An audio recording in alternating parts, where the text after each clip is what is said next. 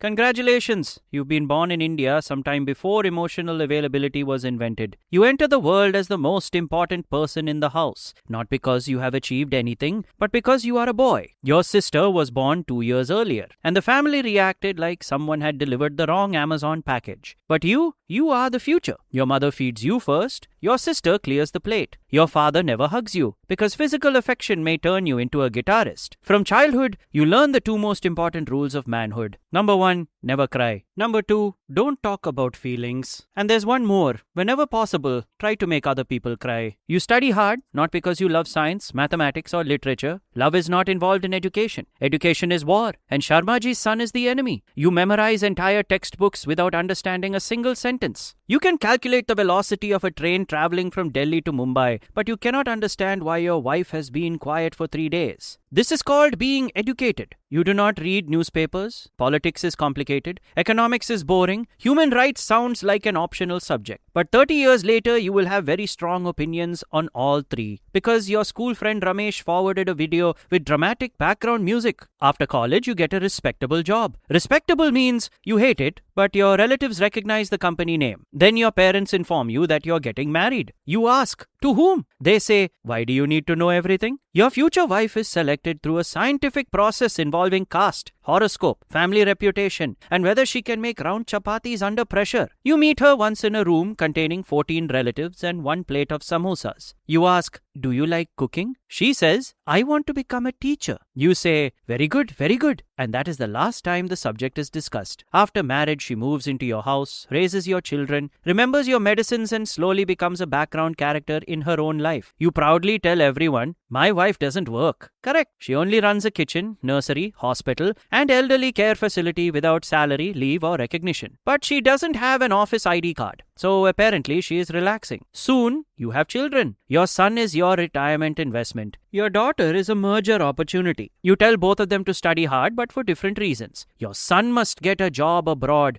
earn in dollars, and eventually fund your blood tests. Your daughter must earn a degree impressive enough to attract a man whose parents can say, our daughter-in-law is highly educated, before making sure she never uses it. She wants to become a filmmaker. You explain that filmmaking is risky. She wants to become a psychologist. You explain that depression is imaginary. She wants to become a journalist. You explain that the news is all propaganda. And then you open WhatsApp. Your daughter can show you documents, screenshots, and dates. You remain suspicious. But Ramesh says putting onion inside your socks cures diabetes, and suddenly you are conducting a clinical trial. Ramesh once invested in Future Gold Universal Success Private Limited. The company disappeared, but that was negative energy. Your daughter says a politician is corrupt. You ask, where is the proof? Ramesh says the government painted one bridge. You say, best government in history. The bridge may lead into a pothole and public money may be vanishing, but look at that paint. Wonderful color. Very development. You do not judge a government by boring things like accountability or safety. You judge it like a restaurant review. Mental health is another modern scam. In your day, nobody had depression. People simply stopped speaking, stared at a wall for 20 years, and developed mysterious chest pain. That was called maturity. When your son says he is anxious, you give him the traditional cure. Wake up early. When your daughter feels emotionally exhausted, you prescribe fresh air, prayer, and a marriage proposal from an IAS officer. Modern fitness also concerns you. Your son joins a gym and buys whey protein. You react as though he joined an international drug cartel. What is this powder? Steroids. He explains that whey comes from milk. You reject this propaganda while drinking tea containing enough sugar to preserve your body for archaeological study. Protein powder is dangerous, but 3 fried snacks, 2 sweets, and a tablet after dinner is a balanced lifestyle. Your children grow older and begin making independent decisions, which is deeply disrespectful. Your daughter falls in love. You are shocked. Love is supposed to happen after marriage, preferably after the first home loan. She cannot possibly know whether he is right for her. You can judge him in 7 minutes using his surname, salary, and property. Marriage is too important to be left to the people getting married. It must be decided by experienced professionals whose own marriages contain 40 years of weaponized silence. Meanwhile, your son wants to stay in India and become a designer. You are devastated. A successful child must live abroad. He sends one photograph beside a clean road and the entire family announces that he has settled. Doctors are successful, engineers are successful, people abroad are successful. Everyone else is doing something creative, which is family language for unemployed. Many doctors and engineers cannot find good jobs now, but this does not affect your worldview. It was manufactured in 1987 and no replacement parts are available. Next comes the Indian dream, a car and a house. You don't need either one yet, but happiness without debt feels suspicious. So you take a 30-year home loan for a flat 2 hours from work and a 7-year car loan for a vehicle that spends its life trapped behind another financed vehicle. Every month your salary enters your account, waves politely, and leaves. You call this security. Holidays are expensive, hobbies are childish, and rest is laziness. But paying interest until your knees stop working is responsible adulthood. Throughout all of this, your friends remain your true priority. If your wife asks you to attend a family event, you're tired. If Ramesh calls because 4 men are sitting near a tea shop discussing national defense, you become available immediately. Your wife has spent decades beside you, but Ramesh knew you in class 8, so naturally he has seniority. Eventually retirement arrives. Your wife has no pension because her lifetime of labor was classified as sitting at home. Your daughter lives far away because every choice she made became a courtroom trial. Your son sends you money because from birth he has been informed that you were not raising a child. You were constructing a pension scheme with emotions. And now for the first time, the house is quiet. You have the car, you have the property, you have respectable children with impressive degrees. You won every argument. You followed every rule. You sacrificed everything, especially other people. And as you sit in the home you spent your entire life paying for, beside the wife you never truly got to know, you finally ask the one question your generation was trained to avoid. Are you happy?